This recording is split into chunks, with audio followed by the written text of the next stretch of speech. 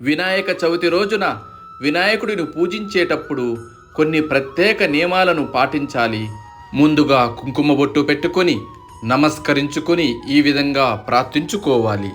శుక్లాంబరధరం విష్ణుం శశివర్ణం చతుర్భుజం ప్రసన్నవదనం ధ్యాయేత్ సర్వవిఘ్నోపశాంతయే అగజానన పద్మార్కం గజానన మహర్నిశం అనేకదంతం భక్తానాం ఏకదంతముపాస్మహే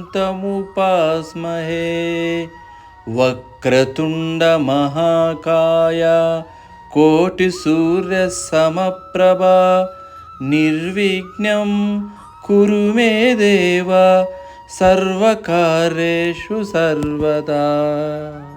ఇలా వినాయకుని భక్తితో ప్రార్థించి నమస్కరించి పూజ మొదలు పెట్టాలి.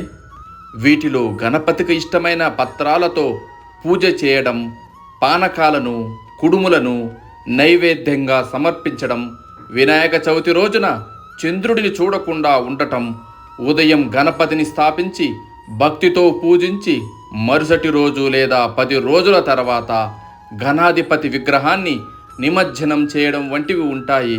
వినాయక చవితి పూజా నియమాలు. గణపతి విగ్రహ ప్రతిష్ఠ. వినాయక చవితి రోజు వినాయకుడి విగ్రహాన్ని ఇంట్లో స్థాపించాలి. పత్ర పూజ.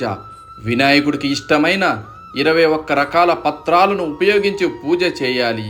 మాచిపత్రి, బృహతి పత్రం, మారేడు, గరిక, నల్ల ఉమ్మెత్త, రేగు, ఉత్తరేని, తులసి దళాలు, మామిడి ఆకులు, గన్నేరు, విష్ణుకాంత, దానిమ్మ, దేవదారు, మరువం, వావిలి, జాజిపత్రి, దేవకాంచనం, జమ్మి, రావి, తెల్లమద్ది, జిల్లేడు, ఈ 21 రకాల పత్రాలు ఉంటాయి.